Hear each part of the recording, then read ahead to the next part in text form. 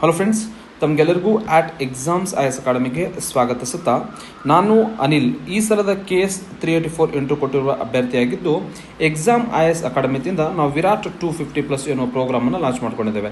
Friends, ತಮಗೆಲ್ಲ ನ್ಯೂಸಲ್ಲಿ ಬರುತ್ತಿರುವ ಮಾಹಿತಿ ಪ್ರಕಾರ ಏನಂದರೆ ಆಲ್ರೆಡಿ ಸರ್ಕಾರ 317 ಪೋಸ್ಟನ್ನು KPSCಗೆ ಶಿಫಾರಸು ಮಾಡಿದೆ ನೋಟಿಫಿಕೇಶನ್ ಮಾಡಲಿಕ್ಕೆ.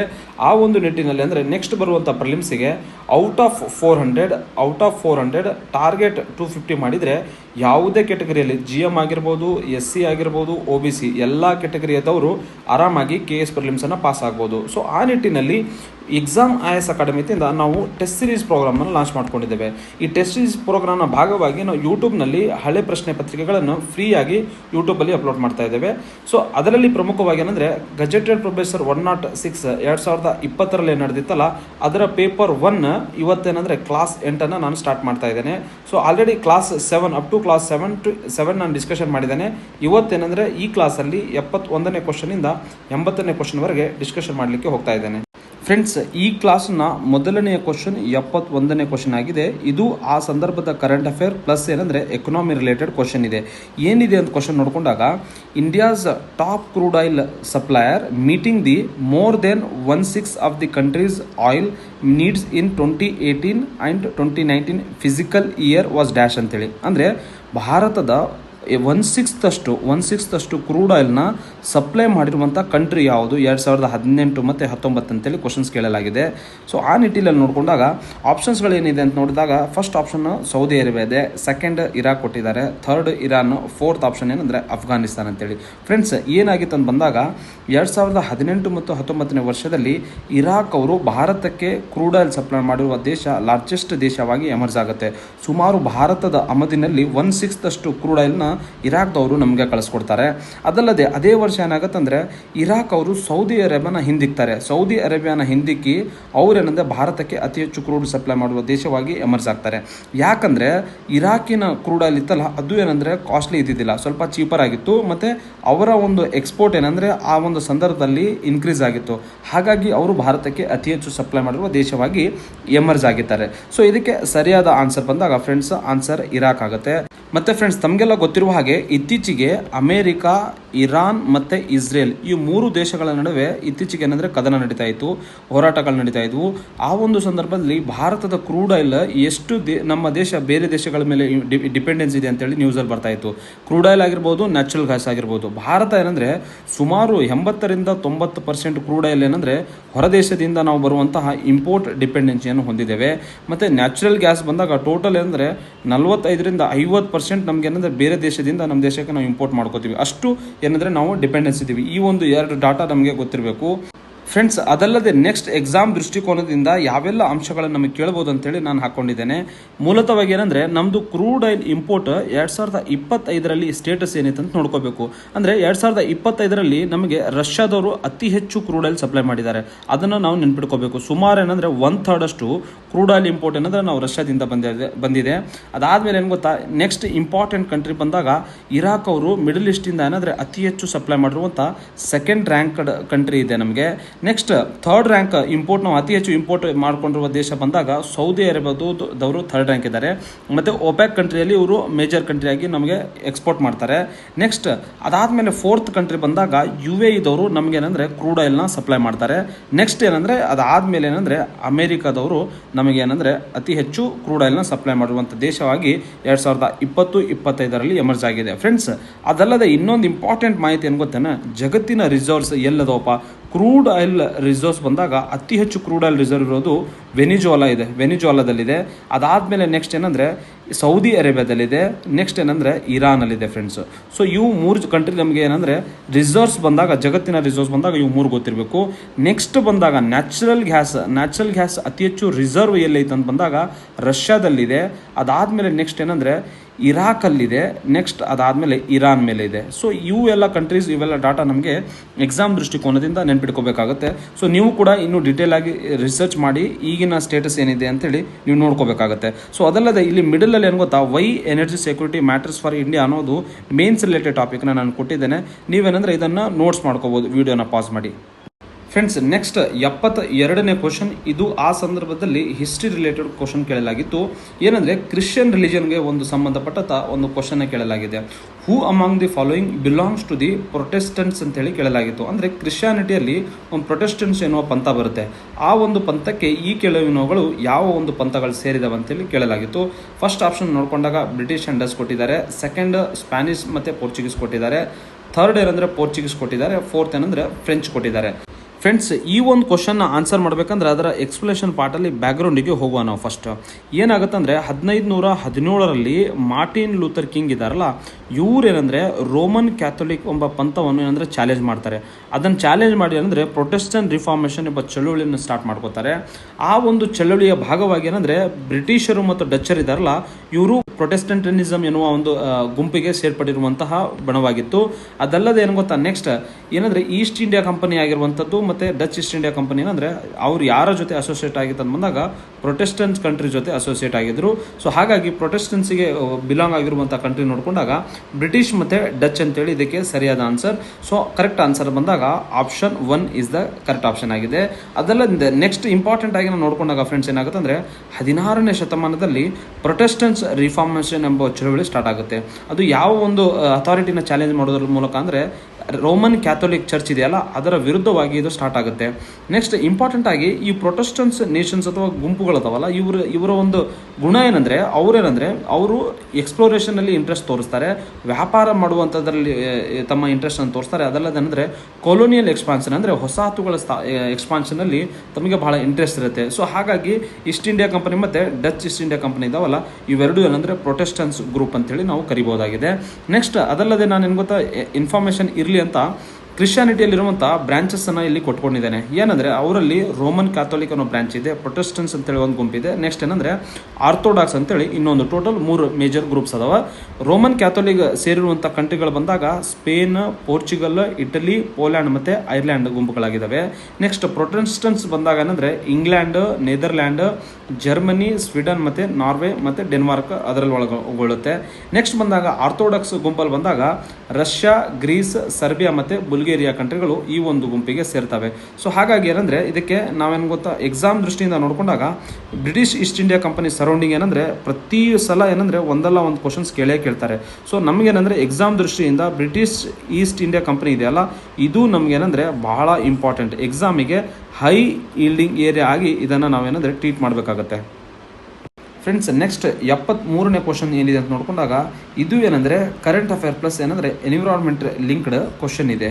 ಏನು ಕ್ವಶನ್ ಇದೆ ಅಂತ ಕೇಳಲಾಗಿದೆ ಅಂತ ನೋಡಿಕೊಂಡಾಗ world nature conservation day is celebrated annually on a dash ಅಂತೇಳಿ. ಅಂದರೆ ಪ್ರತಿ ವರ್ಷ ವರ್ಲ್ಡ್ ನೇಚರ್ ಕನ್ಸರ್ವೇಷನ್ ಡೇ ಯಾವಾಗ ಸೆಲೆಬ್ರೇಟ್ ಮಾಡ್ತೀವಿ ಅಂತೇಳಿ ಕ್ವಶನ್ಸ್ ಕೇಳಲಾಗಿತ್ತು. ಫಸ್ಟ್ ಆಪ್ಷನ್ ನೋಡಿಕೊಂಡಾಗ 28th ಜುಲೈ ಕೊಟ್ಟಿದ್ದಾರೆ. Second option 8th July, third ಏನಂದರೆ 6th June, fourth 26th June ಅಂತೇಳಿ. ಫ್ರೆಂಡ್ಸ್ ಇದಕ್ಕೆ ಸರಿಯಾದ ಆನ್ಸರ್ ಬಂದಾಗ ಫಸ್ಟ್ ಆಪ್ಷನ್ ಆಗಿರುವಂತಹ 28th ಜುಲೈ ಆಗಿದೆ. ಏನಿದೆ ಇದು ಕಂಟೆಸ್ಟ್ ನೋಡಿಕೊಂಡಾಗ ಪ್ರತಿ ವರ್ಷ ಏನಂದರೆ 28ನೇ ಜುಲೈಯನ್ನು ನಾವು ವರ್ಲ್ಡ್ ನೇಚರ್ ಕನ್ಸರ್ವೇಷನ್ ಡೇ ಆಗಿ ಸೆಲೆಬ್ರೇಟ್ ಮಾಡ್ತೀವಿ. ಇದರ ಉದ್ದೇಶ ಬಂದಾಗ ಏನಂದರೆ ಅವೇರ್ನೆಸ್ ಇನ್ಕ್ರೀಸ್ ಮಾಡೋದು. ಅವೇರ್ನೆಸ್ ಇನ್ಕ್ರೀಸ್ ಯಾವುದರ ಬಗ್ಗೆ? ಕನ್ಸರ್ವೇಷನ್ ಆಫ್ ನೇಚರ್ ಬಗ್ಗೆ, ಮತ್ತು ಏನಂದರೆ ಆ ನ್ಯಾಚುರಲ್ ರಿಸೋರ್ಸನ್ನು ಸಸ್ಟೈನೇಬಲ್ ವೇ ಆಗಿ ನಾವು ಯೂಸ್ ಮಾಡ್ಕೋಬೇಕಂತೇಳಿ. ಮತ್ತು ಪ್ರತಿ ವರ್ಷ ಏನಂದರೆ ಇದರ ಥೀಮ್ ನೋಡ್ಕೊಂಡಾಗ ಫ್ರೆಂಡ್ಸ್ ಏನಂದರೆ conservation of nature and sustainable use of natural resources ಅಂತೇಳಿ ಇದರ ಥೀಮ್ ಇದೆ. ಇದರಲ್ಲಿ ಇನ್ನೊಂದು ಡಿಸ್ಟಿಂಕ್ಷನ್ಸ್ ಏನು ತಿಳ್ಕೊಬೇಕಂದ್ರೆ, ಬೇರೆ ಇಯರ್ ಸೆಲೆಬ್ರೇಷನ್ ಮಾಡುವಂಗೆ ಇಲ್ಲಿ ಪ್ರತಿ ವರ್ಷ ಹೊಸ ಥೀಮ್ ಇರೋಂಗಿಲ್ಲ. ಇದು ಒಂದೇ ಥೀಮ್ ಆಗಿ ಅದನ್ನು ಸೆಲೆಬ್ರೇಟ್ ಮಾಡ್ಕೊಂಡು ಹೋಗ್ತಾರೆ. ಮತ್ತು ಫೋಕಸ್ ಏರಿಯಾ ಬಂದಾಗ ಯಾವುದರ ಮೇಲೆ ಫೋಕಸ್ ಮಾಡುತ್ತಂದರೆ biodiversity, forest, wildlife, water, ecosystem ಮತ್ತು ಕ್ಲೈಮೇಟ್ ಸಸ್ಟೈನಬಿಲಿಟಿ ಮೇಲೆ ಈ ಒಂದು ಇಯರ್ ಅಥವಾ world nature conservation day focus ಮಾಡುತ್ತೆ. ಫ್ರೆಂಡ್ಸ್ ಅದಲ್ಲದೆ ಇಂಪಾರ್ಟೆಂಟ್ ಆಗಿ ನಮಗೆ ಏನಂದರೆ ಎಕ್ಸಾಮ್ ದೃಷ್ಟಿಯಿಂದ ಇನ್ನೂ ಕೆಲವು ಸೆಲೆಬ್ರೇಷನ್ಸ್ನ ನಾನು ಹಾಕ್ಕೊಂಡಿದ್ದೇನೆ. ವರ್ಲ್ಡ್ ಎನ್ವಿರಾನ್ಮೆಂಟ್ ಡೇ ಅಂತೇಳಿ ನಾವು ಯಾವಾಗ ಸೆಲೆಬ್ರೇಟ್ ಮಾಡ್ತೀವಿ ಅಂದರೆ 5th ಜೂನಿಗೆ ಮಾಡ್ತೀವಿ. ನಿಮಗೆ ಅದರ ಥೀಮ್ ಗೊತ್ತಿರಬೇಕು. Next international day for biodiversity ಅಂತೇಳಿ ಏನಂದರೆ 22ನೇ ಮೇಯಲ್ಲಿ ನಾವೇನಂದರೆ ಸೆಲೆಬ್ರೇಟ್ ಮಾಡ್ತೀವಿ. ಮತ್ತು ವರ್ಲ್ಡ್ ವೈಲ್ಡ್ ಲೈಫ್ ಡೇ ಬಂದಾಗ ಏನಂದರೆ 3rd ಮಾರ್ಚಿಗೆ ನಾವು ಸೆಲೆಬ್ರೇಟ್ ಮಾಡ್ತೀವಿ. ಮತ್ತು ಅರ್ತ್ ಡೇ ಬಂದಾಗ 22nd ಏಪ್ರಿಲಿಗೆ ನಾವು ಯೂಸ್ ಮಾಡ್ತೀವಿ. ಸೊ ಹಾಗಾಗಿ ಏನಂದರೆ ಇವು ಇಂಪಾರ್ಟೆಂಟ್ ಆಗಿ ನಮಗೆ ಗೊತ್ತಿರಬೇಕು. ಮತ್ತು ಫ್ರೆಂಡ್ಸ್ ಇನ್ನೊಂದೇನೆಂದರೆ, ನಾನು ಮೊದಲೇ ಚರ್ಚೆ ಮಾಡುವಾಗ ಇದೇ ಪ್ರಶ್ನೆ ಪತ್ರಿಕೆಯಲ್ಲಿ ಫಸ್ಟ್ ಏನು ಕೇಳಲಾಗಿತ್ತು, ಥೀಮ್ ಕೇಳಲಾಗಿತ್ತು. ವರ್ಲ್ಡ್ ಸಾಯಿಲ್ ಡೇ ಬಗ್ಗೆ ವರ್ಲ್ಡ್ ಸಾಯಿಲ್ ಡೇ ಥೀಮ್ ಕೇಳಲಾಗಿತ್ತು. ಈ ಕ್ವಶನಲ್ಲಿ ಏನು ಕೇಳಿದ್ದಾರೆ ಅಂದರೆ ಯಾವಾಗ ನಾವೇನಂದರೆ ವರ್ಲ್ಡ್ ನೇಚರ್ ಕನ್ಸರ್ವೇಷನ್ ಡೇನ ಸೆಲೆಬ್ರೇಟ್ ಮಾಡ್ತೀವಿ ಅಂತ ಕೇಳಿದ್ದಾರೆ. ಸೊ ನೆಕ್ಸ್ಟ್ ಬರುವಂತಹ ಯಾವುದೇ ಒಂದು ಇಂಪಾರ್ಟೆಂಟ್ ಡೇಟ್ ಬಂದಾಗ ಅದರದ್ದು ಥೀಮ್ ಏನಂತೇಳಿ ನೀವು ನೋಡ್ಕೋಬೇಕು. ಆಮೇಲೆ ಯಾವ ಡೇಟಿಗೆ ಅದನ್ನು ಸೆಲೆಬ್ರೇಟ್ ಮಾಡ್ತೀವಿ ಮತ್ತು ಯಾರು ಅದನ್ನು ಸೆಲೆಬ್ರೇಟ್ ಮಾಡ್ತಾರೆ ಅಂತೇಳಿ ಇದು ಇಂಪಾರ್ಟೆಂಟ್ ಆಗಿ ಗೊತ್ತಿರಬೇಕು. ಸೊ ಏನಂದರೆ ಇವೆಲ್ಲ ಏನಂದರೆ ಹೈ ಈಲ್ಡಿಂಗ್ ಏರಿಯಾವಾಗಿ ವರ್ಕ್ ಆಗ್ತವೆ. ಓಕೆನಾ ಫ್ರೆಂಡ್ಸ್, ನೆಕ್ಸ್ಟ್ 74ನೇ ಕ್ವಶನ್, ಇದು ಎಕನಾಮಿ ರಿಲೇಟೆಡ್ ಕ್ವಶನ್ ಇದೆ. ಏನಿದೆ ಕ್ವಶನ್ ನೋಡ್ಕೊಂಡಾಗ, in an efficient foreign exchange rate market and unexpected increase in domestic money supply growth can lead to dash ಅಂತೇಳಿ. ಅಂದರೆ ಎಫಿಷಿಯಂಟ್ ಫಾರಿನ್ ಎಕ್ಸ್ಚೇಂಜ್ ಮಾರ್ಕೆಟಲ್ಲಿ ಇಮ್ಮಿಡಿಯೇಟ್ ಆಗಿ ಏನಂದರೆ ಡೊಮೆಸ್ಟಿಕ್ ಮನಿ ಸಪ್ಲೈ ಗ್ರೋತ್ ಆಯ್ತು ಅಂತ ತಿಳ್ಕೊ, ಅದರ ಪರಿಣಾಮ ಏನಾಗುತ್ತೆ ಅಂತೇಳಿ ಕ್ವಶನ್ಸ್ ಕೇಳಲಾಗಿದೆ. ಆಪ್ಷನ್ಸ್ಗಳನ್ನು ನೋಡ್ಕೊಂಡಾಗ and immediate appreciation of a currency, second option ನೋಡ್ಕೊಂಡಾಗ immediate depreciation of a currency, third option ಬಂದಾಗ and immediate decrease in direct market foreign investment, next fourth ಏನಂದರೆ ನನ್ ಆಫ್ ದಿ ಅಬೋ ಅಂತೇಳಿ. ಸೊ ಫ್ರೆಂಡ್ಸ್, ಯೂಶಲಿ ಏನಾಗುತ್ತೆ ಬಂದಾಗ ಮಾರ್ಕೆಟಲ್ಲಿ ಯಾವಾಗ unexpected ಆಗಿ ಏನಾದರೂ domestic money supply, for example rupee ಏನಾದರೂ ಅನ್ಎಕ್ಸ್ಪೆಕ್ಟೆಡ್ ಆಗಿ ಸಪ್ಲೈ ಆಯ್ತಂದರೆ ಅಲ್ಲಿ ಏನಾಗುತ್ತೆ ಗೊತ್ತಾ, ಅಲ್ಲಿ ಏನಂದರೆ ಡೊಮೆಸ್ಟಿಕ್ ಇಂಟ್ರೆಸ್ಟ್ ರೇಟ್ ಏನಂದರೆ ಕಡಿಮೆ ಆಗುತ್ತೆ. ಆಲ್ರೆಡಿ ಮಾರ್ಕೆಟಲ್ಲಿ ಮನಿ ಸಪ್ಲೈ ಇದೆ. ಹಾಗಿರುವಾಗ ಬ್ಯಾಂಕಿಗೆ ಹೋಗಿ ಯಾರು ಏನಂದರೆ ಲೋನ್ ತೊಗೋತಾರೆ ಹೇಳಿ, ಲೋನ್ ತೊಗೊಳ್ಳಿಕ್ಕೆ ಹೋಗೋದಿಲ್ಲ, ಅಲ್ಲೇ ಮಾರ್ಕೆಟಿಂದಾನೇ ತೊಗೋತಾರೆ. ಸೊ ಹಾಗಾಗಿ ಆಟೋಮೆಟಿಕ್ಲಿ ಏನಂದರೆ ಇಂಟ್ರೆಸ್ಟ್ ರೇಟ್ ಕಡಿಮೆ ಆಗುತ್ತೆ. ಯಾವಾಗ ಇಂಟ್ರೆಸ್ಟ್ ರೇಟ್ ಕಡಿಮೆ ಆಗುತ್ತೆ ಅವಾಗ ಏನಂದರೆ ಇಂಟ್ರೆಸ್ಟ್ ರೇಟ್ ಕಡಿಮೆ ಯಾಕಾಗುತ್ತೆ ಅಂದರೆ ಡಿಮಾಂಡ್ ಇಲ್ಲ, ಬ್ಯಾಂಕಲ್ಲಿರುವ ಲೋನಿಗೆ ಡಿಮಾಂಡ್ ಇಲ್ಲ. ಯಾವಾಗ ಡಿಮಾಂಡ್ ಇಲ್ಲ ಅವಾಗ ಏನಂದರೆ ನಮ್ಮ ಡೊಮೆಸ್ಟಿಕ್ ಕರೆನ್ಸಿಗೆ ಡಿಮಾಂಡ್ ಕಡಿಮೆ ಆಗುತ್ತೆ. ಯಾವಾಗ ಡೊಮೆಸ್ಟಿಕ್ ಕರೆನ್ಸಿಗೆ ಡಿಮಾಂಡ್ ಕಡಿಮೆ ಆಗುತ್ತೆ ಅವಾಗ ಇಮಿಡಿಯೇಟ್ಲಿ ಏನಂದರೆ ವ್ಯಾಲ್ಯೂ ಏನಾಗುತ್ತೆ, ಡೆಪ್ರಿಷಿಯೇಟ್ ಆಗುತ್ತೆ. So there is an immediate depreciation of the domestic currency relative to the foreign currency ಅಂತೇಳಿ ನಾವು ಹೇಳ್ಬೋದು. ಸೊ ಹಾಗಾಗಿ ಇದನ್ನು, ಈ ರಿಸಲ್ಟನ್ನು ಎಕ್ಸ್ಪ್ಲೇನ್ ಮಾಡಿದವ್ರು ಯಾರಂತ ನೋಡಿದಾಗ ಡಾರ್ನ್ ಬೋಸ್ಟ್ ಓವರ್ ಶೂಟಿಂಗ್ ಮಾಡೆಲ್ ಅಂತೇಳಿ ಕರಿತೀವಿ ನಾವು. ಈ ಮಾಡೆಲ್ನ ಪ್ರಕಾರ ಇದನ್ನು ಎಕ್ಸ್ಪ್ಲೇನ್ ಮಾಡಿದ್ದೇನೆ. ಸೊ ಏನಾಗುತ್ತೆ ಅಂತ ನೋಡ್ಕೊಂಡಾಗ ಇದಕ್ಕೆ ಸರಿಯಾದ ಆನ್ಸರ್ ಬಂದಾಗ, ಯಾವಾಗ ಸಡನ್ ಆಗಿ ಏನಾದರೂ ಡೊಮೆಸ್ಟಿಕ್ ಕರೆನ್ಸಿ ಸಪ್ಲೈ ಜಾಸ್ತಿ ಆಗುತ್ತೆ ಅವಾಗ ಏನಂದರೆ there is an immediate depreciation of a currency, ಅಂದರೆ ಆ ಕರೆನ್ಸಿಯ ವ್ಯಾಲ್ಯೂ ಕಡಿಮೆ ಆಗುತ್ತೆ. ಹಾಗಾಗಿ ಸರಿಯಾದ ಆನ್ಸರ್ ಬಂದಾಗ ಆಪ್ಷನ್ 2 ಆಗಿದೆ.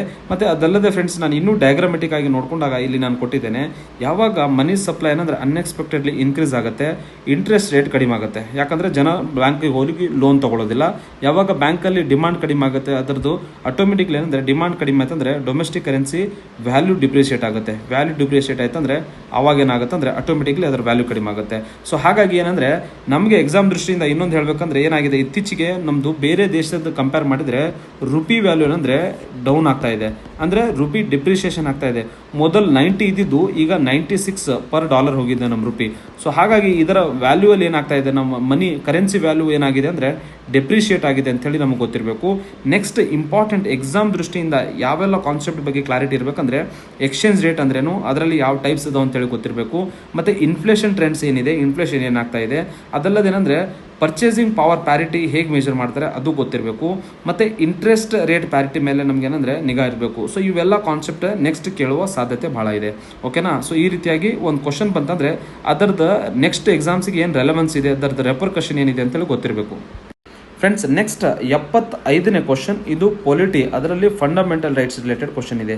ಏನಿದೆ ಕ್ವಶನ್ ನೋಡ್ಕೊಂಡಾಗ, the doctrine of fundamental rights can not be amended under article 368 was propounded by supreme court in dash ಅಂತೇಳಿ ಕೇಳಲಾಗಿದೆ. ಅಂದರೆ ಕ್ವಶನ್ ಏನಿದೆ ಅಂತ ನೋಡ್ಕೊಂಡಾಗ, ಯಾವ ಒಂದು ಪ್ರಕರಣದಲ್ಲಿ ಸುಪ್ರೀಂ ಕೋರ್ಟ್ ಅವರೇನೆಂದರೆ ಪಾರ್ಲಿಮೆಂಟಿಗೆ ಆರ್ಟಿಕಲ್ 368 ಅಮೆಂಡ್ಮೆಂಟ್ ಅಥವಾ ತಿದ್ದುಪಡಿ, ಫಂಡಮೆಂಟಲ್ ರೈಟ್ಸ್ನ ತಿದ್ದುಪಡಿ ಮಾಡುವ ಹಕ್ಕಿಲ್ಲ ಅಂತೇಳಿ ಹೇಳಲಾಗಿತ್ತು ಅಂತೇಳಿ ಕ್ವಶನ್ ಕೇಳಲಾಗಿದೆ. ಸೊ 4 ಆಪ್ಷನ್ಸ್ನ ಇಲ್ಲಿ ಕೊಟ್ಟಿದ್ದೇನೆ. ಫಸ್ಟ್ ಆಪ್ಷನ್ ಬಂದಾಗ Gopalan versus state of Madras ಅಂತೇಳಿದೆ. ಸೆಕೆಂಡ್ ಆಪ್ಷನ್ ಬಂದಾಗ Kesavananda Bharati versus state of Kerala ಅಂತೇಳಿದೆ. ಥರ್ಡ್ ಆಪ್ಷನ್ ಬಂದಾಗ Golaknath versus state of Punjab ಅಂತ ಹೇಳಿದೆ. Fourth option Maneka versus union of India ಅಂತೇಳಿ. ಫ್ರೆಂಡ್ಸ್, ಏನಾಗುತ್ತೆ ಅಂತ ನೋಡ್ಕೊಂಡಾಗ 1967ರಲ್ಲಿ ಸುಪ್ರೀಂ ಕೋರ್ಟಲ್ಲಿ ಒಂದು ಕೇಸ್ ಇರುತ್ತೆ. ಆ ಒಂದು ಕೇಸ್ ಸಂದರ್ಭದಲ್ಲಿ ಸುಪ್ರೀಂ ಕೋರ್ಟ್ ಏನು ಹೇಳುತ್ತೆ ಅಂದರೆ, ಪಾರ್ಲಿಮೆಂಟ್ ಅವರು ಫಂಡಮೆಂಟಲ್ ರೈಟ್ಸ್ನ ಅಮೆಂಡ್ ಮಾಡೋಕ್ಕಾಗಲ್ಲ, ಯಾವುದರಲ್ಲಿ, ಅಂಡರ್ ಆರ್ಟಿಕಲ್ 368 ಹಾಗಾಗಿ ಏನಂದರೆ ಈ ಒಂದು 368 ಆರ್ಟಿಕಲ್ಲಿ ನಾರ್ಮಲ್ ಅಮೆಂಡ್ಮೆಂಟ್ ಮಾಡ್ಬೋದು, ಆದರೆ ಫಂಡಮೆಂಟಲ್ ರೈಟ್ಸ್ನ ಅಮೆಂಡ್ ಮಾಡೋಕ್ಕಾಗಲ್ಲ ಅಂತೇಳಿ ಸುಪ್ರೀಂ ಕೋರ್ಟ್ ಹೇಳುತ್ತೆ. ಸೊ ಇದನ್ನು ಏನಂದರೆ ನೆಕ್ಸ್ಟ್ ಫ್ರೆಂಡ್ಸ್ ಮುಂದೋಗಿ ಈ ಒಂದು ವರ್ಡಿಕ್ಟ್ ಏನು ಸುಪ್ರೀಂ ಕೋರ್ಟ್ ಕೊಡ್ತಾರಲ್ಲ ಅದನ್ನೇನೆಂದರೆ Kesavananda Bharati versus state of ಕೇರಳದಲ್ಲಿ ಚೇಂಜ್ ಮಾಡಲಾಗುತ್ತೆ.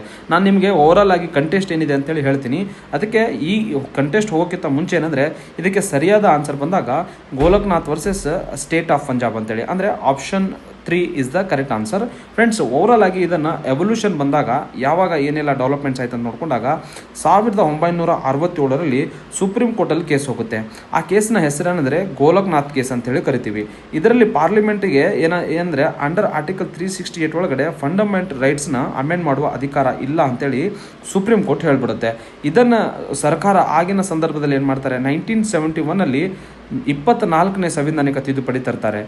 ತಿದ್ದುಪಡಿ ತರೋದ್ರ ಮೂಲಕ ಏನಂದರೆ ಆರ್ಟಿಕಲ್ 3 ಮತ್ತು 368 ಅಮೆಂಡ್ಮೆಂಟ್ ಮಾಡ್ತಾರೆ. ಅಮೆಂಡ್ಮೆಂಟ್ ಮಾಡಿ ಏನು ಮಾಡ್ತಾರೆ ಅಂದರೆ ಪಾರ್ಲಿಮೆಂಟಿಗೆ ಫಂಡಮೆಂಟಲ್ ರೈಟ್ಸ್ನ ಅಮೆಂಡ್ ಮಾಡುವ, ಅದನ್ನು ತಿದ್ದುಪಡಿ ಮಾಡುವ ಒಂದು ಅಧಿಕಾರ ಇದೆ ಅಂತೇಳಿ ಹೇಳಲಾಗುತ್ತೆ.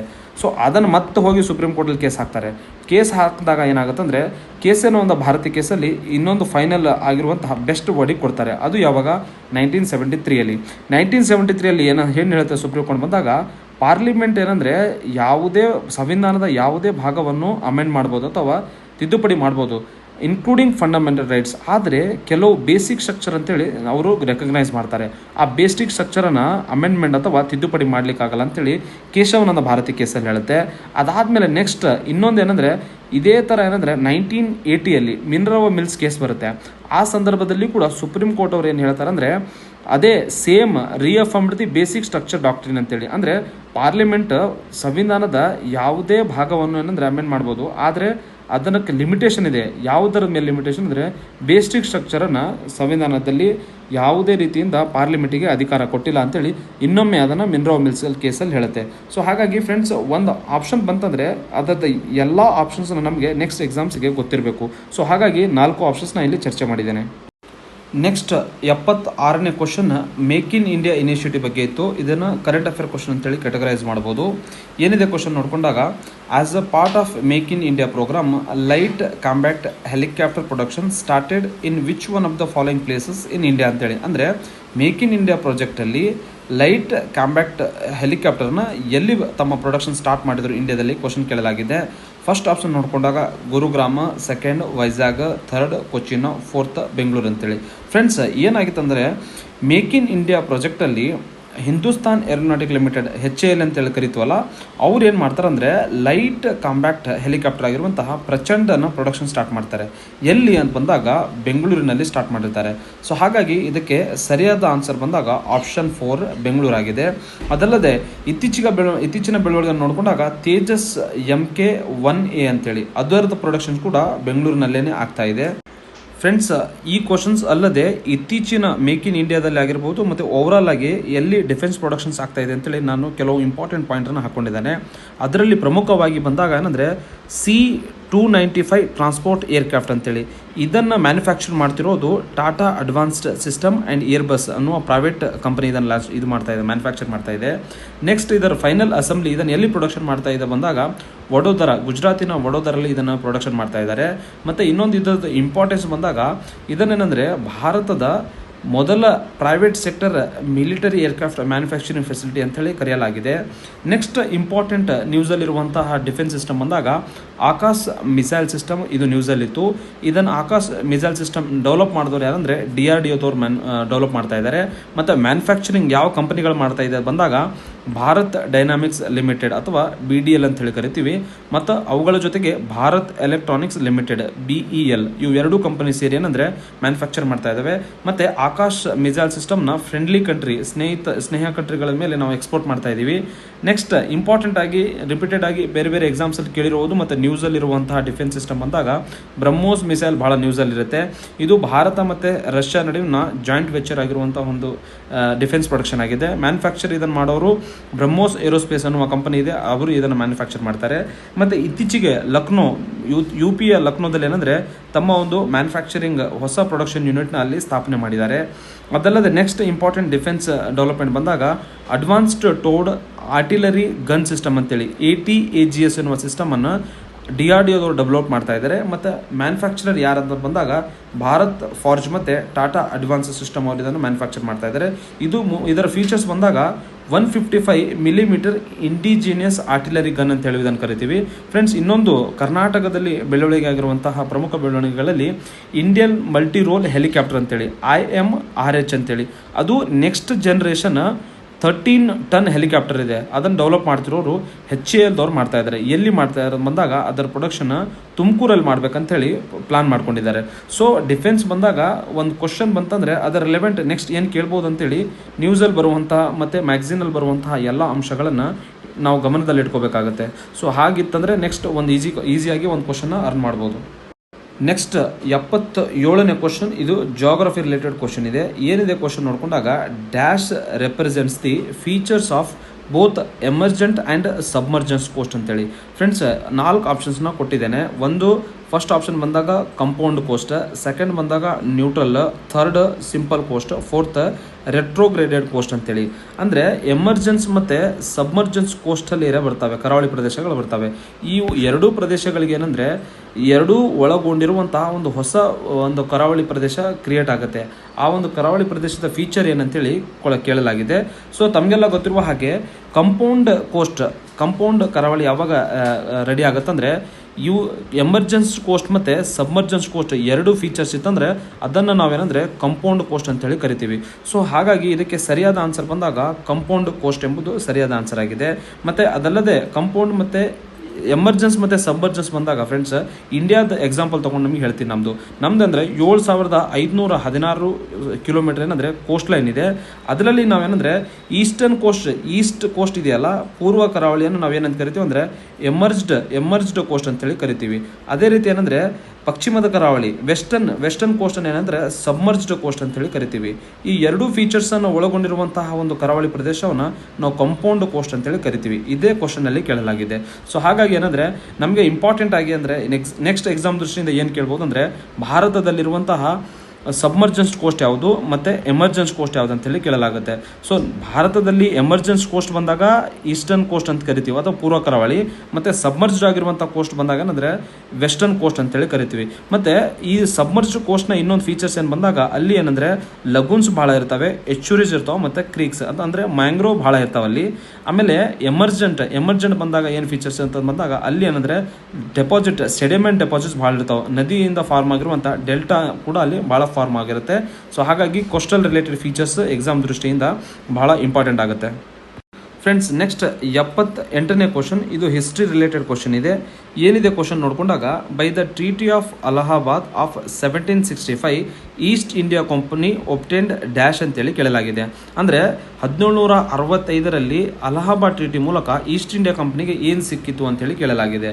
ಆಪ್ಷನ್ಸ್ಗಳನ್ನು ನೋಡ್ಕೊಂಡಾಗ ದಿವಾನಿ ರೈಟ್ಸ್ ಆಫ್ ಬೆಂಗಾಲ್, ಬಿಹಾರ್, ಒರಿಸ್ಸಾ ಅಂತೇಳಿ. Next trading rights over the Coromandel coast. Third option ನೋಡ್ಕೊಂಡಾಗ right to interfere with the politics of Delhi ಅಂತೇಳಿ. ಫೋರ್ತ್ ಬಂದಾಗ acceptance by nawab of Bengal to build a port at Hugli ಅಂತೇಳಿ. ಸೊ ಫ್ರೆಂಡ್ಸ್ ನಮಗೆ ಏನಂದರೆ ಬೇಸಿಕಲಿ ಬ್ಯಾಟಲ್ ಆಫ್ ಬಕ್ಸರ್ ಬಗ್ಗೆ clarity ಇತ್ತಂದರೆ ಇದನ್ನು ಆರಾಮಾಗಿ ಆನ್ಸರ್ ಮಾಡ್ಬೋದು. ಸೊ ಬ್ಯಾಟಲ್ ಆಫ್ ಬಕ್ಸರ್ 1764ರಲ್ಲಿ Robert Clive, British East India ಕಂಪನಿಯಲ್ಲಿ ಏನಂದರೆ ರಾಬರ್ಟ್ ಕ್ಲೈವ್ ಅವ್ರ ನೇತೃತ್ವ ವಹಿಸಿರ್ತಾರೆ. ನೆಕ್ಸ್ಟ್ ಮೊಘಲ್ ಎಂಪರರ್ ಆಗಿರುವಂತಹ ಶಾ ಆಲಂ ಸೆಕೆಂಡ್ ಮತ್ತು ಅವಧ್ನ ನವಾಬ್ ಆಗಿರುವಂತಹ ಶುಜಾ ಉದ್ದೌಲಾ, ಇವು ಮೂರರ ನಡುವೆ ನಡೆಯುವಂಥ ಒಂದು ಬಕ್ಸರ್ ಕದನವಾಗಿದೆ. ಸೊ ಬಕ್ಸರ್ ಕದನ ಆದಮೇಲೆ ಏನಾಗುತ್ತೆ ಅಂದರೆ Allahabad treaty 1765 Allahabad treaty sign ಆಗುತ್ತೆ. ಈ ಟ್ರೀಟಿ ಪ್ರಕಾರ ಏನಾಗುತ್ತೆ ಅಂದರೆ ಇಂಪಾರ್ಟೆಂಟ್ ಪ್ರೊವಿಷನ್ಸ್ ಆಫ್ ಈ ಟ್ರೀಟಿ ನೋಡ್ಕೊಂಡಾಗ ಈಸ್ಟ್ ಇಂಡಿಯಾ ಕಂಪನಿಗೆ ಏನಂದರೆ ದಿವಾನಿ ಹಕ್ಕುಗಳು ಸಿಗುತ್ತೆ. ಯಾವೆಲ್ಲ ಪ್ರದೇಶಗಳು ಬಂದಾಗ ಬೆಂಗಾಲ್, ಬಿಹಾರ್, ಒರಿಸ್ಸಾ. ಅದೇ ರೀತಿ ಶಾ ಆಲಂ ಸೆಕೆಂಡ್ ಏನು ಸಿಗುತ್ತೆ ಅಂತ ಬಂದಾಗ ಅವರಿಗೆ ಏನಂದರೆ ಪ್ರತಿ ವರ್ಷ 26 ಲಕ್ಷ ಏನಂದರೆ ಕಂಪನಿಯಿಂದ ಕೊಡಲಾಗುವುದು ಅಂತೇಳಿ ಮಾತುಕತೆ ಆಗುತ್ತೆ. ಮತ್ತು ಶುಜಾ ಉದ್ದೌಲಾ ಅವರಿಗೆ ಈ ಒಂದು ಟ್ರೀಟಿಯಲ್ಲಿ ಏನು ಸಿಗುತ್ತೆ ಬಂದಾಗ ಅವರಿಗೆ ಏನಂದರೆ ನವಾಬ್ ಆಫ್ ಔದಾಗಿ ಮತ್ತೆ ಅವ್ರನ್ನ ರಿಸ್ಟೋರ್ಡ್ ಮಾಡ್ತಾರೆ. ಅವ್ರು ಪ್ರತಿ ವರ್ಷ ಏನಂದರೆ ವಾರ್ ಇಂಡಿಮಿನಿಟಿ ಅಂತೇಳಿ ಇಂತಿಷ್ಟು ಅಮೌಂಟ್ ಅಂತೇಳಿ ಅವ್ರು ಪೇ ಮಾಡಬೇಕಾಗತ್ತೆ. ನೆಕ್ಸ್ಟ್ ಇಂಪಾರ್ಟೆಂಟ್ ಆಗಿ ಏನಂದರೆ ಅಲಹಾಬಾದ್ ಮತ್ತು ಕೋರಾ ಏನಂದರೆ ಅವರು ಈ ಒಂದು ಪ್ರದೇಶವನ್ನು ಶಾ ಆಲಂ ಸೆಕೆಂಡ್ಗೆ ಕೊಡ್ತಾರೆ. ಸೊ ಮೂಲತಃವಾಗಿ ಈ ಒಂದು ಅಲ್ಟಿಮೇಟ್ಲಿ ಏನಾಗುತ್ತೆ ಅಂದರೆ ಬೆಂಗಾಲಲ್ಲಿ ಡುವಲ್ ಗೌರ್ಮೆಂಟ್ ಅಂತೇಳಿ ಜಾರಿಗೆ ಆಗುತ್ತೆ. ಅದನ್ನು ನಾವು ಡಯಾರ್ಕಿ ಇನ್ ಬೆಂಗಾಲ್ ಅಂತೇಳಿ ಕರಿತೀವಿ. ಡಯಾರ್ಕಿ ಅಥವಾ ಡುವಲ್ ಗೌರ್ಮೆಂಟ್ ದ್ವಿಸರ್ಕಾರ ಯಾಕೆ ಕರಿತೀವಿ ಅಂದರೆ ಕಂಪನಿಗೆ ಏನಂದರೆ ದಿವಾನಿ ಅಥವಾ ರೆವಿನ್ಯೂ ಕಲೆಕ್ಷನ್ಸ್ ರೈಟ್ ಇರುತ್ತೆ. ಮತ್ತು ನವಾಬ್ ಏನು ಮಾಡಬೇಕಂದ್ರೆ ನವಾಬ್ ಅವರು ಏನಂದರೆ ಅಡ್ಮಿನಿಸ್ಟ್ರೇಷನ್ ಆಡಳಿತ ಮಾಡಬೇಕು ಮತ್ತು ಲಾ ಆ್ಯಂಡ್ ಆರ್ಡರ್ ಮೇಂಟೈನ್ ಮಾಡಬೇಕು. ಸೊ ಇವೆಲ್ಲ ಪ್ರೊವಿಷನ್ಸ್ಗಳನ್ನು ನೋಡಿಕೊಂಡಾಗ ನಮಗೆ ಏನಂದರೆ ಇವೆಲ್ಲ ಪ್ರೊವಿಷನ್ಸ್ ನೋಡಿದ ಮೇಲೆ ಏನು ನಾವು ಆನ್ಸರಿಗೆ ಕನ್ಕ್ಲೂಷನ್ಗೆ ಬರ್ಬೋದು ಅಂದರೆ ಕಂಪನಿ ಈಸ್ಟ್ ಇಂಡಿಯಾ ಕಂಪನಿಗೆ ಏನು ಸಿಗುತ್ತೆ ಅಂದರೆ ದಿವಾನಿ ರೈಟ್ ಸಿಗುತ್ತೆ. ಯಾವೆಲ್ಲ ಪ್ರದೇಶಗಳ ಮೇಲೆ? ಬೆಂಗಾಲ್, ಬಿಹಾರ್, ಒಡಿಸ್ಸಾ. ಸೊ ಹಾಗಾಗಿ ಸರಿಯಾದ ಆನ್ಸರ್ ಬಂದಾಗ ಆಪ್ಷನ್ 1 ಆಗಿದೆ.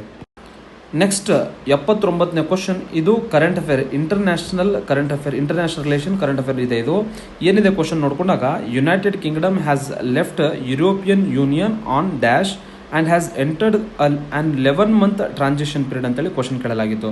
ಫ್ರೆಂಡ್ಸ್, ಬೇಸಿಕಲಿ ಕ್ವಶನ್ ಏನಿದೆ ಅಂದರೆ, UK ಅಥವಾ ಬ್ರಿಟನ್ ಯುರೋಪಿಯನ್ ಯೂನಿಯನಿಂದ ಯಾವ ಡೇಟಿಂದ ಹೊರಗಡೆ ಬಂತಂತೇಳಿ, ಯಾವ ಡೇಟಿಗೆ ಯುರೋಪಿಯನ್ ಯೂನಿಯನ್ನಿಂದ ಹೊರಗಡೆ ಬಂತಂತ ಕೇಳಲಾಗಿತ್ತು. ಸೊ ಇದಕ್ಕೆ ಸರಿಯಾದ ಆನ್ಸರ್ ಬಂದಾಗ 31 ಜನವರಿ 2020 ಹೊರಗೆ ಬರ್ತಾರೆ. ಸೊ ಈ ಒಂದು ಕ್ವಶನ್ ನಮಗೆ ನೆಕ್ಸ್ಟ್ ಎಕ್ಸಾಮ್ ದೃಷ್ಟಿಯಿಂದ ಯಾವುದೇ ರೆಲೆವೆನ್ಸ್ ಇಲ್ಲ. ಸೊ ಹಾಗಾಗಿ ನಾನು ಇದ್ರ ಬಗ್ಗೆ ಭಾಳ ಚರ್ಚೆ ಮಾಡ್ಲಿಕ್ಕೆ ಹೋಗೋದಿಲ್ಲ. ಆದರೆ ನಮಗೆ ಮೂಲತವಾಗಿ ಏನು ಗೊತ್ತಿರಬೇಕಂದ್ರೆ, ಯುರೋಪಿಯನ್ ಯೂನಿಯನ್ ಬಗ್ಗೆ ಬೇಸಿಕ್ ಮಾಹಿತಿ ಇರಬೇಕು. ಸೊ ಯುರೋಪಿಯನ್ ಯೂನಿಯನ್ ಸ್ಥಾಪನೆ ಆಗಿದೆ ಅಂದರೆ 1993ರಲ್ಲಿ ಇದರ ಒಂದು ಸ್ಥಾಪನೆ ಆಗುತ್ತೆ.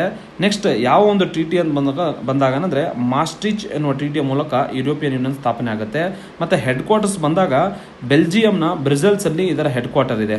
ಮತ್ತು ಕರೆನ್ಸಿ ಯಾವ್ದು ಯೂಸ್ ಮಾಡ್ತಾರೆ ಅಂತ ಬಂದಾಗ ಯೂರೋ ಅಂತೇಳಿ ಒಂದು ಕರೆನ್ಸಿನ ಇವರು ಯೂಸ್ ಮಾಡ್ತಾರೆ ಬೇಸಿಕಲಿ. ನೆಕ್ಸ್ಟ್ ಮೆಂಬರ್ ಕಂಟ್ರೀಸ್ ಈಗ ಎಷ್ಟು ಅದಾವ ಅಂತ ನೋಡ್ಕೊಂಡಾಗ, UK ಹೊರಗೆ ಬಂದ ಮೇಲೆ ಏನಂದರೆ ಟೋಟಲ್ ಈಗ 27 ಕಂಟ್ರೀಸ್ ಅದಾವೆ. So European Union related questions every year UPSCಯಲ್ಲಿ ಏನು ಗೊತ್ತಾ, ಎವ್ರಿ ಇಯರ್ ಒಂದು ಕ್ವಶನ್ ಯುರೋಪಿಯನ್ ಪಾರ್ಲಿಮೆಂಟ್ ಆಗಿರ್ಬೋದು, ಯುರೋಪಿಯನ್ ಯೂನಿಯನ್ ಆಗಿರ್ಬೋದು, ಇವ್ರು ಏನೆಲ್ಲ ಕಾನೂನುಗಳು ತರ್ತಾರಲ್ಲ, ಎನ್ವಿರಾನ್ಮೆಂಟ್ ರಿಲೇಟೆಡ್ ಕಾನೂನು ಏನೇ ತಂದ್ರೂ, ಅಥವಾ ಡಿಜಿಟಲ್ ಪ್ರೊಟೆಕ್ಷನ್ ಆ್ಯಕ್ಟ್, ಇವೆಲ್ಲನೂ ಏನು ಗೊತ್ತಾ ಮಲ್ಟಿಪಲ್ ಟೈಮ್ಸ್ ಕ್ವಶನ್ಸ್ ಕೇಳಲಾಗಿದೆ. ಸೊ ನೆಕ್ಸ್ಟ್ ಬರುವಂಥ ಎಕ್ಸಾಮ್ಸಲ್ಲಿ ನ್ಯೂಸಲ್ಲಿ ಏನೇ ಯುರೋಪಿಯನ್ ಯೂನಿಯನ್ ರಿಲೇಟೆಡ್ ಬರ್ತಾ ಇದೆ ಅಂದರೆ, ಅದನ್ನು ನೀವು ಹೈ ಈಲ್ಡಿಂಗ್ ಏರಿಯಾ ಆಗಿ ಅದನ್ನು ಕನ್ಸಿಡರ್ ಮಾಡಿ ಓದ್ಕೋಬೇಕಾಗತ್ತೆ. ಫ್ರೆಂಡ್ಸ್, ಈ ಕ್ಲಾಸ್ನ ಕೊನೆಯ ಕ್ವಶನ್ 80th ಕ್ವಶನ್ ಆಗಿದೆ. ಇದು GST ರಿಲೇಟೆಡ್ ಕ್ವಶನ್ಸ್ ಕೇಳಲಾಗಿತ್ತು. ಏನಿದೆ ಕ್ವಶನ್ ನೋಡ್ಕೊಂಡಾಗ, which one of the following articles provides for the constitution of GST ಅಥವಾ goods and service tax council by president of India ಅಂತೇಳಿ. ಅಂದರೆ ಈ ಕೆಳಗಿನವುಗಳಲ್ಲಿ ಯಾವ ಆರ್ಟಿಕಲ್ ಮೂಲಕ ಪ್ರೆಸಿಡೆಂಟ್ ಅವರು GST ಕೌನ್ಸಿಲನ್ನು ಸ್ಥಾಪನೆ ಮಾಡ್ಬೋದು ಅಂತೇಳಿ ಕ್ವಶನ್ ಕೇಳಲಾಗಿತ್ತು. ಸೊ ಫ್ರೆಂಡ್ಸ್, ಆಪ್ಷನ್ಸ್ಗಳು ನೋಡ್ಕೊಂಡಾಗ ಆರ್ಟಿಕಲ್ 246A, ಸೆಕೆಂಡ್ ಆಪ್ಷನ್ಸ್ ನೋಡ್ಕೊಂಡಾಗ ಆರ್ಟಿಕಲ್ 269A, ಥರ್ಡ್ ಆಪ್ಷನ್ಸ್ ನೋಡ್ಕೊಂಡಾಗ ಆರ್ಟಿಕಲ್ 279A, ಫೋರ್ತ್ ಆಪ್ಷನ್ ಬಂದಾಗ ಆರ್ಟಿಕಲ್ 268A ಅಂತೇಳಿ. ಸೊ ಏನಾಗಿತ್ತಂದರೆ, 101 ಅಂದರೆ 101ನೇ ಸಂವಿಧಾನಿಕ ತಿದ್ದುಪಡಿ ಕಾಯ್ದೆ 2016 ಏನಂದರೆ ಸರ್ಕಾರ ತರ್ತಾರೆ. ಅದರ ಮೂಲಕ ಏನಂದರೆ ಒಂದು ಆರ್ಟಿಕಲ್ನ ಆ್ಯಡ್ ಮಾಡ್ತಾರೆ. ಆ ಆರ್ಟಿಕಲ್ ನೋಡ್ಕೊಂಡಾಗ ಆರ್ಟಿಕಲ್ 279A ಜಾರಿಗೆ ತರಲಾಗುತ್ತೆ. ಅದರ ಮೂಲಕ ಪ್ರೆಸಿಡೆಂಟ್ ಅವ್ರು ಏನು ಮಾಡ್ತಾರೆ ಅಂದರೆ GST ಕೌನ್ಸಿಲನ್ನು ಸ್ಥಾಪನೆ ಮಾಡ್ತಾರೆ. ಸೊ ಇದಕ್ಕೆ ಸರಿಯಾದ ಆನ್ಸರ್ ಬಂದಾಗ ಆಪ್ಷನ್ 3 279A ಆರ್ಟಿಕಲ್ ಆಗುತ್ತೆ. ಸೊ ಫ್ರೆಂಡ್ಸ್, ಇನ್ನೊಂದು ಇಂಪಾರ್ಟೆಂಟ್ ಆಗಿ ಇದ್ರ ಬಗ್ಗೆ GST ಕೌನ್ಸಿಲ್ ಬಗ್ಗೆ ನೋಡ್ಕೊಂಡಾಗ, ಇದನ್ನು ಸ್ಥಾಪನೆ ಮಾಡಿದ್ರೆ ಯಾರು ಬಂದಾಗ ಪ್ರೆಸಿಡೆಂಟ್ ಅವರು ಸ್ಥಾಪನೆ ಮಾಡ್ತಾರೆ. ಮತ್ತು ಇದರ ಚೇರ್ಪರ್ಸನ್ ಯಾರು ಇರ್ತಾರೆ ಅಂತ ಬಂದಾಗ ಯೂನಿಯನ್ ಫಿನಾನ್ಸ್ ಮಿನಿಸ್ಟರ್ ಇವತ್ತರ ಚೇರ್ಪರ್ಸನ್ ಆಗಿರ್ತಾರೆ ಅಥವಾ ಅಧ್ಯಕ್ಷರಾಗಿರ್ತಾರೆ. ನೆಕ್ಸ್ಟ್ ಇದರ ಮೆಂಬರ್ಸ್ ಬಂದಾಗ ಏನಂದರೆ union minister of state for finance ಅಂತೇಳಿ, ಅಂದರೆ union minister of state finance ಅವರು ಇದರ ಮೆಂಬರ್ ಆಗಿರ್ತಾರೆ. ಮತ್ತು ಎಲ್ಲ ರಾಜ್ಯಗಳ ಫಿನಾನ್ಸ್ ಮಿನಿಸ್ಟರ್ ಕೂಡ ಇದರ ಒಂದು ಮೆಂಬರ್ಸ್ ಆಗಿರ್ತಾರೆ. ಮತ್ತು ಕೆಲವು ಕೇಂದ್ರಾಡಳಿತ ಪ್ರದೇಶದಲ್ಲಿ ಎಲ್ಲಿ ಲೆಜಿಸ್ಲೇಚರ್ ಇದೆಯಲ್ಲ, ಅವರು ಕೂಡ ಇದರ ಒಂದು ಮೆಂಬರ್ಸ್ ಆಗಿ ಪಾರ್ಟಿಸಿಪೇಟ್ ಮಾಡ್ತಾರೆ. ಮತ್ತು ಇಲ್ಲಿ ಡಿಸಿಷನ್ ಹೆಂಗೆ ತಗೋತಾರೆ ಅಂತ ನೋಡ್ಕೊಂಡಾಗ, majority of not less than 2/3 of the weighted votes of the member present and voting ಅಂತೇಳಿ. ಅಂದರೆ ಟೋಟಲ್ ಸ್ಟ್ರೆಂತಲ್ಲಿ 2/3 ಆಫ್ ದಿ ಮೆಂಬರ್ಸ್ ಪ್ರೆಸೆಂಟ್ ಇರಬೇಕು, ಮತ್ತು ಅವರು ವೋಟ್ ಹಾಕಿದರೆ ಮಾತ್ರ ಆ ಒಂದು ಡಿಸಿಷನ್ ಏನಂದರೆ ಇದು ಆಗುತ್ತೆ, ಕ್ಯಾರಿ ಆಗುತ್ತೆ. ಇಲ್ಲಾಂದರೆ ಮುಂದೆ ಆ ಒಂದು ಪ್ರೊವಿಷನ್ಸ್ ಜಾರಿಗೆ ಬರಲ್ಲ. ಮತ್ತು ಇಂಪಾರ್ಟೆಂಟ್ ಆಗಿ GST ಕೌನ್ಸಿಲ್ ಏನು ಮಾಡುತ್ತಂದರೆ, ಯೂನಿಯನ್ ಸ್ಟೇಟ್ ಗೌರ್ಮೆಂಟ್ಗಳಿಗೆ, ಸ್ಟೇಟು ಮತ್ತು ಏನಂದರೆ ಕೇಂದ್ರ ಸರ್ಕಾರಕ್ಕೆ GST ರಿಲೇಟೆಡ್ ಮ್ಯಾಟರ್ ಮೇಲೆ ರೆಕಮೆಂಡೇಷನ್ಸ್ನ ಮಾಡುವ ಒಂದು ಆರ್ಗನೈಸೇಷನ್ ಆಗಿದೆ. ನೆಕ್ಸ್ಟ್ ಇಂಪಾರ್ಟೆಂಟ್ ಆಗಿ ಇತ್ತೀಚೆಗೆ ಏನಂದರೆ ಬಹಳ ಫ್ರೀಕ್ವೆಂಟ್ಲಿ ಕೇಳಿರುವ ಕ್ವಶನ್ಸ್ಗಳನ್ನು ಇಲ್ಲಿ ನಾನು ಹಾಕ್ಕೊಂಡಿದ್ದೇನೆ. ಅಂದರೆ which constitution amendment introduce the GST ಅಂತ ಬಂದಾಗ 101ನೇ ಸಂವಿಧಾನಿಕ ತಿದ್ದುಪಡಿ 2016ರಲ್ಲಿ ಇದನ್ನು ಜಾರಿಗೆ ತರ್ತಾರೆ. ಮತ್ತು ಯಾವ ಆರ್ಟಿಕಲ್ GST ಕೌನ್ಸಿಲ್ ಬಗ್ಗೆ ಮಾತಾಡುತ್ತೆ ಅಂತ ಬಂದಾಗ 279A ಅಂತೇಳಿ ಆಲ್ರೆಡಿ ನಾನು ಚರ್ಚೆ ಮಾಡಿದ್ದೇನೆ. ಮತ್ತು who is the chairperson of GST council ಬಂದಾಗ ಯೂನಿಯನ್ ಫಿನಾನ್ಸ್ ಮಿನಿಸ್ಟರ್ ಅಂತೇಳಿ ಗೊತ್ತಿರಬೇಕು. ಮತ್ತು GST is a dash based tax ಬಂದಾಗ ಇದನ್ನು ಏನಂತ ಕರಿತೀವಿ ಅಂದರೆ ಡೆಸ್ಟಿನೇಷನ್ ಬೇಸ್ಡ್ ಟ್ಯಾಕ್ಸ್ ಅಂತೇಳಿ ಕರಿತೀವಿ. ಫ್ರೆಂಡ್ಸ್, ಇದು ಎಲ್ಲಿ ಅಂದರೆ ಎಲ್ಲಿ ಗೂಡ್ಸ್ನ ಖರೀದಿ ಮಾಡ್ತಾರಲ್ಲ ಅಲ್ಲಿ ಬೀಳುವಂಥ ಟ್ಯಾಕ್ಸನ್ನು ನಾವು ಡೆಸ್ಟಿನೇಷನ್ ಬೇಸ್ಡ್ ಟ್ಯಾಕ್ಸ್ ಅಂತೇಳಿ ಕರಿತೀವಿ. ಮತ್ತು which tax is levied on inter state supply ಅಂತೇಳಿ, ಅಂದರೆ ಇಂಟರ್ ಸ್ಟೇಟಲ್ಲಿ ಆಗಿರುವಂತಹ ಒಂದು ಎಕ್ಸ್ಚೇಂಜನ್ನು ಯಾವ ಒಂದು ಟ್ಯಾಕ್ಸ್ ಹಾಕ್ತೀವಿ ಅಂದರೆ ನಾವು integrated goods and service tax ಅಂತೇಳಿ ಕರಿತೀವಿ. ಮತ್ತು ಅದಲ್ಲದೆ GSTಯಿಂದ ಹೊರಗಿಟ್ಟಿರುವ ಕೆಲವು ಪ್ರಾಡಕ್ಟ್ಸ್ಗಳು ಯಾವುದಂತ ನಮ್ಗೆ ಗೊತ್ತಿರಬೇಕು. ಎಕ್ಸಾಮಲ್ಲಿ GST ಯಾವೆಲ್ಲ ಪ್ರಾಡಕ್ಟ್ ಮೇಲೆ ಹಾಕಲ್ಲ ಅಂತ ಬಂದಾಗ ಪೆಟ್ರೋಲ್ ಮೇಲೆ GST ಇಲ್ಲ, ಡೀಸೆಲ್ ಮೇಲಿಲ್ಲ, ATF ಮೇಲೆ ಇಲ್ಲ, ನ್ಯಾಚುರಲ್ ಗ್ಯಾಸ್ ಮೇಲೆ ಇಲ್ಲ, ಕ್ರೂಡ್ ಆಯಿಲ್ ಮೇಲೆ ಇಲ್ಲ, ಮತ್ತು ಆಲ್ಕೋಹಾಲ್ ಫಾರ್ ಹ್ಯೂಮನ್ ಕನ್ಸಂಪ್ಷನ್ ಅಂತೇಳಿ. ಸೊ ಇವೆಲ್ಲ ಪ್ರಾಡಕ್ಟ್ಸ್ ಮೇಲೆ ಏನಂದರೆ GST ಇತ್ತೀಚೆಗೆ ಹೊರಗಿಟ್ಟಿದ್ದಾರೆ. ಸೊ ಹಾಗಾಗಿ GST ರಿಲೇಟೆಡ್ ಫ್ರೆಂಡ್ಸ್ ಇನ್ನೊಂದು ಇಂಪಾರ್ಟೆಂಟ್ ಆಗಿ ಮಾಹಿತಿ ಏನು ಗೊತ್ತಿರಬೇಕಂದ್ರೆ, ಇತ್ತೀಚೆಗೆ GSTಯ 56ನೇ ಮೀಟಿಂಗ್ ದೆಹಲಿಯಲ್ಲಿ ಸೇರ್ಪಡೆಯಾಗಿತ್ತು. ಅಲ್ಲಿ ಏನು ಮಾಡ್ತಾರೆ ಅಂದರೆ ಟೋಟಲ್ ಸ್ಲ್ಯಾಬ್ಸ್ ಇದುವಲ್ಲ, ಟೋಟಲ್ 5 ಸ್ಲ್ಯಾಬಿಂದ ಏನು ಮಾಡ್ತಾರೆ ಅಂದರೆ 2 ಸ್ಲ್ಯಾಬಿಗೆ ಇಳಿಸ್ತಾರೆ. ಸೊ ಈಗಿರುವಂಥ ಸ್ಲ್ಯಾಬ್ಸ್ಗಳು ಬಂದಾಗ 0 ಸ್ಲ್ಯಾಬ್ಸ್ ಇದೆ, ಏನಂದರೆ ನೆಕ್ಸ್ಟ್ 5% ಸ್ಲ್ಯಾಬ್ ಇದೆ, ಮತ್ತು ಏನಂದರೆ 18% ಸ್ಲ್ಯಾಬ್ ಅಷ್ಟೇ ಇಟ್ಟಿದ್ದಾರೆ. ಮತ್ತು ಕೆಲವೊಂದು ಲಕ್ಸುರಿ ಅಥವಾ ಸೂಪರ್ ಲಕ್ಸುರಿ ಗೂಡ್ಸ್ ಅದಾವಲ್ಲ, ಸೂಪರ್ ಲಕ್ಸುರಿ ಗೂಡ್ಸ್ ಮೇಲೆ 40% ಟ್ಯಾಕ್ಸ್ ಹೇರಲಾಗುತ್ತೆ. ಅದರಲ್ಲಿ ಏನಂದರೆ ಸಿನ್ ಗೂಡ್ಸ್ ಕೂಡ ಒಳಗೊಂಡಿದ್ದಾವೆ. ಸಿನ್ ಗೂಡ್ಸ್ ಬಂದಾಗ ಟೊಬ್ಯಾಕೊ ಆಗಿರ್ಬೋದು, ಮತ್ತು ಗುಟ್ಕಾ ಬೇರೆ ಎಲ್ಲ ಇಂಥ ಸಿನ್ ಗೂಡ್ಸನ್ನು ಸೇರಿಸಿ, ಮತ್ತು ಕಾರ್ ಸೂಪರ್ ಸ್ಪೆಷಾಲಿಟಿ ಕಾರ್ ಇರ್ತಾವಲ್ಲ ಅವುಗಳ ಮೇಲೆ ಏನಂದರೆ 40% ಟ್ಯಾಕ್ಸನ್ನು ಒಳಗೊಂಡಿದೆ. ಸೊ ಮತ್ತು GST ರಿಲೇಟೆಡ್ ಏನೇ ಡೆವಲಪ್ಮೆಂಟ್ಸ್ ಆಗ್ತಿದ್ರು ನಮಗೆ ಗೊತ್ತಿರಬೇಕು. ಮತ್ತು ಕರ್ನಾಟಕದ ಕಾಂಟ್ರಿಬ್ಯೂಷನ್ GSTಗೆ ಎಷ್ಟಿದೆ ಅಂತ ಬಂದಾಗ ಟೋಟಲ್ ಇಂಡಿಯಾದಲ್ಲಿ ಟಾಪ್ 3 ಸ್ಟೇಟ್ ಏನು ಕಾಂಟ್ರಿಬ್ಯೂಟ್ ಮಾಡುತ್ತಲ್ಲ GST ಕಲೆಕ್ಷನಲ್ಲಿ ಪ್ರತಿ ತಿಂಗಳು, ಅದರಲ್ಲಿ ಕರ್ನಾಟಕ ಟಾಪ್ 3ಯಲ್ಲಿರುತ್ತೆ. ಅದನ್ನು ಕೂಡ ನೀವು ಮೂಲತವಾಗಿ ನೆನ್ಪಿಟ್ಕೋಬೇಕಾಗುತ್ತೆ. ಸೊ ಫ್ರೆಂಡ್ಸ್, ಈ ರೀತಿಯಾಗಿ ಏನಂದರೆ ನಾವು KS ಗೆಜೆಟೆಡ್ ಪ್ರೊಫೆಸರ್ನ 2020 ಪೇಪರ್ನ ಟೋಟಲ್ 10 ಕ್ವಶನ್ಸ್ನ ಚರ್ಚೆ ಮಾಡಿದ್ದೇವೆ. ಇವೆಲ್ಲ ಕ್ವಶನ್ಸ್ ಏನಂದರೆ ನೆಕ್ಸ್ಟ್ ಬರುವಂತಹ ಎಕ್ಸೈಸ್ ಸಬ್ ಇನ್ಸ್ಪೆಕ್ಟರ್ ಆಗಿರ್ಬೋದು, ಎಕ್ಸೈಸ್ ಸಬ್ ಇನ್ಸ್ಪೆಕ್ಟರ್ ನೆಕ್ಸ್ಟ್ ಬರುವಂತಹ PC ಎಕ್ಸಾಮ್ಸಲ್ಲಿ, VAOದಲ್ಲಿ, ಮತ್ತು ಏನಂದರೆ ನೆಕ್ಸ್ಟ್ ಯಾವುದೇ KPSC ಅಥವಾ KE ನಡೆಸುವಂಥ ಎಲ್ಲ ಎಕ್ಸಾಮ್ಸಿಗೆ ರೆಲೆವೆನ್ಸ್ ಆಗಿರುವಂಥ ಕಂಟೆಂಟನ್ನು ನಾನು ಹಾಕ್ಕೊಂಡಿದ್ದೇನೆ. ಹಾಗಾಗಿ ನಮ್ಮ ವಿರಾಟ್ 250+ ಎನ್ನುವ ಟೆಸ್ಟ್ ಸೀರೀಸ್ ಜಾಯ್ನ್ ಆದರೆ ನಿಮಗೆ ನೆಕ್ಸ್ಟ್ ಬರುವಂಥ ಎಲ್ಲ ಎಕ್ಸಾಮ್ಸಿಗೆ ಈ ಒಂದು ಡಿಸ್ಕಷನ್ ಮತ್ತು ನಮ್ಮ ಟೆಸ್ಟ್ ಸೀರೀಸ್ ಹೆಲ್ಪ್ ಆಗಲಿದೆ. Thank you friends, and keep watching our videos. ಮತ್ತು ಏನೇ ಸಜೆಷನ್ಸ್, ನೀವು ಕೆಲವು ವಿದ್ಯಾರ್ಥಿಗಳು ಏನಂದರೆ ಲಾಸ್ಟ್ ಟೈಮು ಸ್ಲೈಡನ್ನು ಝೂಮ್ ಮಾಡಿ ಅಂತೇಳಿ ಹೇಳಿದರು. ಮತ್ತು ಯಾವುದೇ ರೀತಿ ಏನೇ ಇಂಪ್ರೂವ್ಮೆಂಟ್ ಇತ್ತಂದರೆ ನಮ್ಮ ಯೂಟ್ಯೂಬ್ ಚಾನಲಲ್ಲಿ ತಾವು ಕಮೆಂಟ್ ಹೊಡೆಯೋದ್ರ ಮೂಲಕ ಸಜೆಷನ್ಸ್ ಕೊಡಬೇಕಂತ ಹೇಳಿ ಕೇಳ್ಕೊಳ್ತೇವೆ.